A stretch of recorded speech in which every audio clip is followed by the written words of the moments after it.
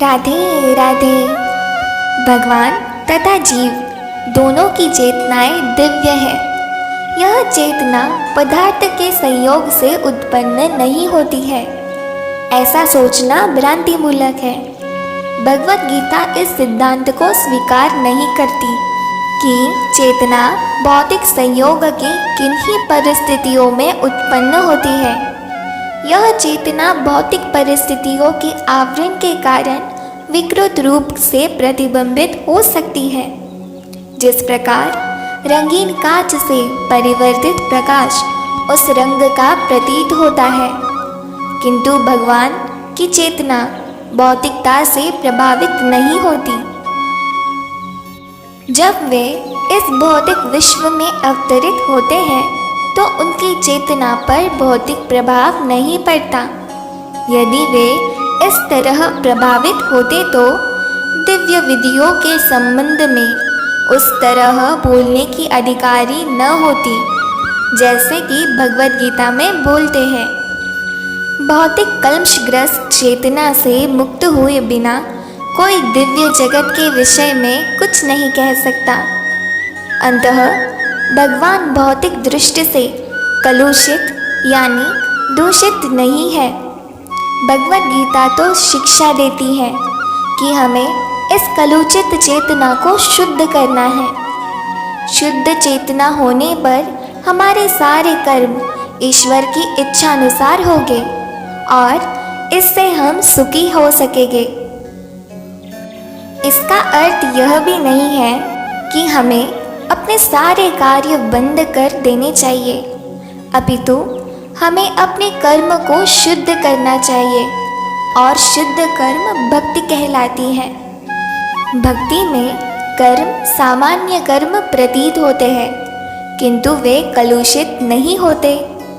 एक अज्ञानी व्यक्ति भक्त को सामान्य व्यक्ति की भांति कर्म करते देखता है, किंतु ऐसा मूर्ख यह नहीं समझता कि भक्त या भगवान के कर्म अशुद्ध चेतना या पदार्थ से कलुषित नहीं होते, वे त्रिगुणादि होते हैं। जो भी हो, हमें यह जान लेना चाहिए कि अभी हमारी चेतना कलुषित है।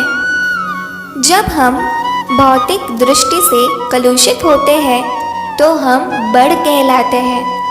मिथ्या चेतना का प्राकट्य इसलिए होता है कि हम अपने आप को प्रकृति का प्रतिफल यानी उत्पाद मान बैठते हैं। यह मिथ्या अहंकार कहलाती है। जो व्यक्ति देहात्म बुद्धि में लीन रहता है वह अपनी स्थिति यानी स्वरूप को नहीं समझ पाता। भगवद गीता का प्रवचन देहात्म बुद्धि से मनुष्य को मुक्त करने के लिए ही हुआ था और भगवान से यह सूचना प्राप्त करने के लिए ही अर्जुन ने अपने आप को इस अवस्था में उपस्थित किया था। मनुष्य को देहात्म बुद्धि से मुक्त होना है और आध्यात्मवादी के लिए प्रारंभिक कर्तव्य यही है। जो मुक्त होना चाहता है, जो स्वतंत्र रहना चाहता है, उसे सर्वप्रथम यह जान लेना होगा कि वह शरीर नहीं है। मुक्ति का अर्थ है भौतिक चेतना से स्वतंत्रता। भगवद गीता में भी मुक्ति की परिभाषा दी गई है। मुक्ति का अर्थ है इस भौतिक जगत की कलुषित चेतना से मुक्त होना और शुद्ध चेतना में स्थित होना। भगवद गीता के सारे उपदेशों का मंतव्य इसी शुद्ध चेतना को जागृत करना है। इसीलिए हम गीता के अंत में श्री कृष्ण को अर्जुन से यह प्रश्न करते पाते हैं कि वह विशुद्ध चेतना को प्राप्त हुआ या नहीं। शुद्ध चेतना का अर्थ है भगवान के आदेशानुसार कर्म करना। शुद्ध चेतना का यही सार है। भगवान का अंश होने के कारण हम में चेतना पहले से ही रहती है, लेकिन हम में निकृष्ट गुण द्वारा प्रभावित होने की प्रकृति पाई गई है। किंतु भगवान परमेश्वर होने के कारण कभी प्रभावित नहीं होते। परमेश्वर तथा शूद्र जीवों में यही अंतर है। यह चेतना क्या है? यह है मैं हूँ। तो फिर मैं हूँ क्या है? कलुषित चेतना में मैं हूँ का अर्थ है कि मैं सर्वे सर्वा हूँ, मैं ही भोगता हूँ। यह संसार चलायमान है, क्योंकि प्रत्येक जीव यह सोचता है कि वह इस भौतिक जगत का स्वामी तथा सृष्टा है। भौतिक चेतना के दो मनोमय विभाग हैं। एक के अनुसार मैं ही सृष्टा हूँ और दूसरे के अनुसार ही भोगता हूँ। लेकिन वास्तव में परमेश्वर सृष्टा तथा भोगता है, और परमेश्वर का अंश होने के कारण जीव न तो सृष्टा है न तो भोक्ता, वह मात्र सहयोगी है। वह सृजित तथा भुक्त है। उदाहरणार्थ, मशीन का कोई एक अंग संपूर्ण मशीन के साथ सहयोग करता है। इसी प्रकार शरीर का कोई एक अंग पूरे शरीर के साथ सहयोग कार्य करता है। हाथ, पाँव, आँख आदि शरीर के अंग हैं, लेकिन ये वास्तविक भोक्ता नहीं है। भोक्ता तो उदर है। पाँव चलते हैं, हाथ भोजन देते हैं, दांत चबाते हैं और शरीर के सारे अंग उदर को तुष्ट करने में लगे रहते हैं, क्योंकि उदर ही प्रदान कारक है जो शरीर रूपी संगठन का पोषण करता है। अतएव सारी वस्तुएं उदर को दी जाती है।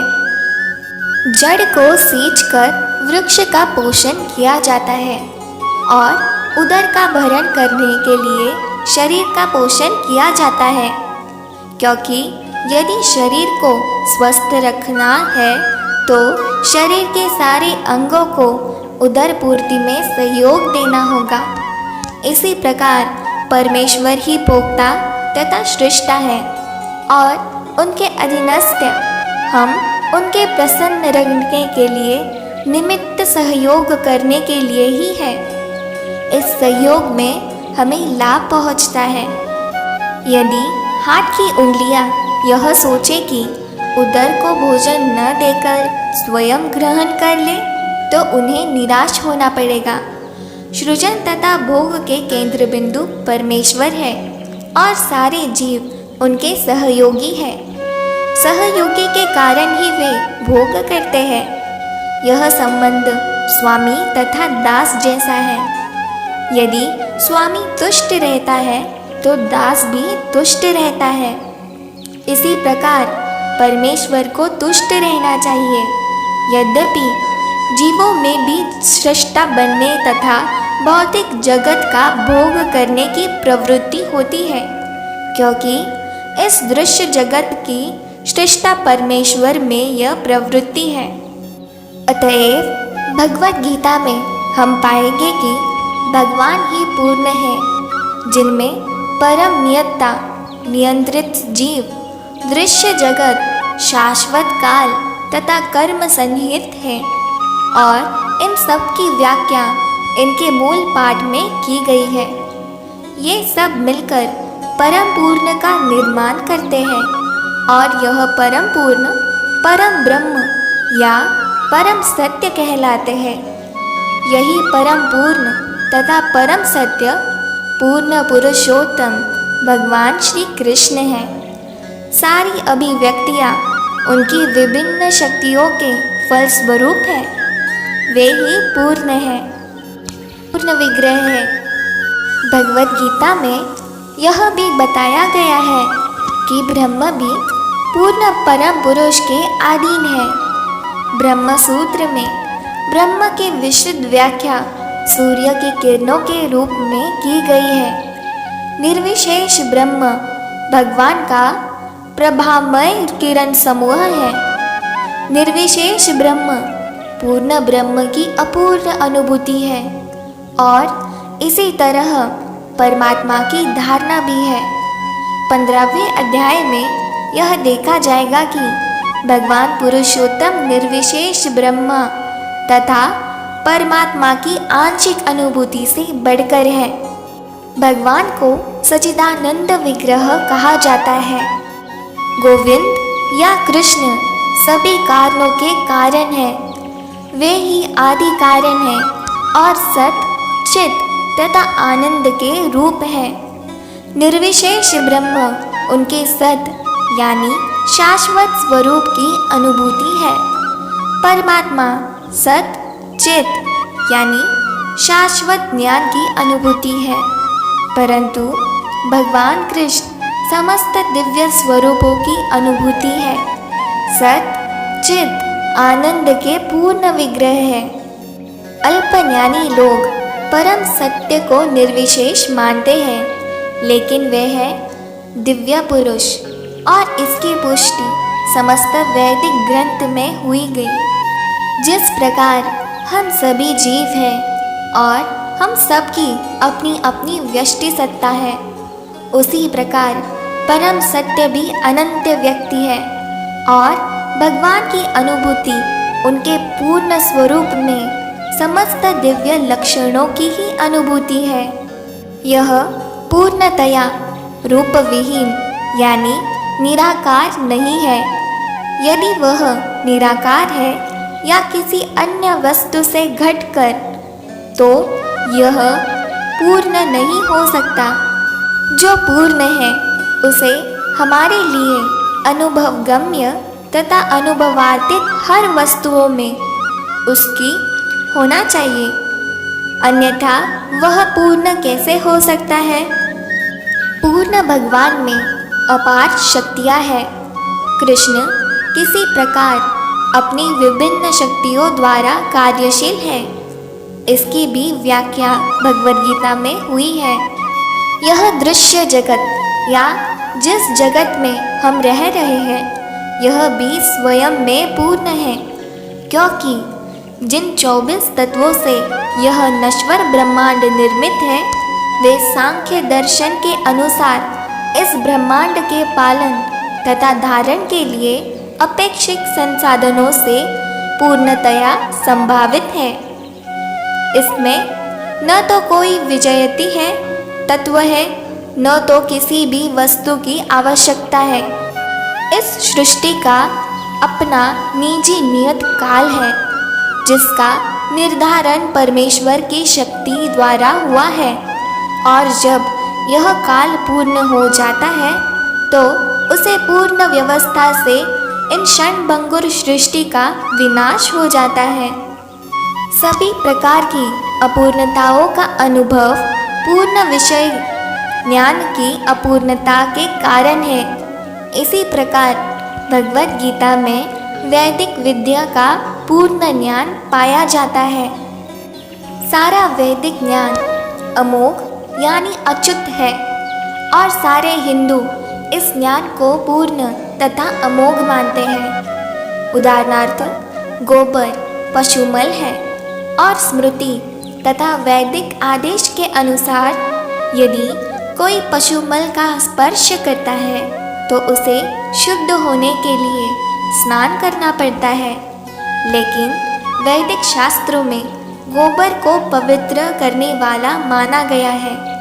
इसे विरोधाभास कहा जा सकता है, लेकिन यह मान्यता है क्योंकि वैदिक आदेश है और इसमें से संदेह नहीं है कि इसे स्वीकार करने पर किसी प्रकार की त्रुटि नहीं होगी। अब तो आधुनिक वैज्ञानिक द्वारा यह सिद्ध किया जा चुका है कि गोबर में समस्त जीवनानुष का गुण पाया जाता है। अतएव वैदिक ज्ञान पूर्ण है, क्योंकि यह समस्त संचयों या त्रुटि से परे है। और भगवद गीता समस्त वैदिक ज्ञान का सार है।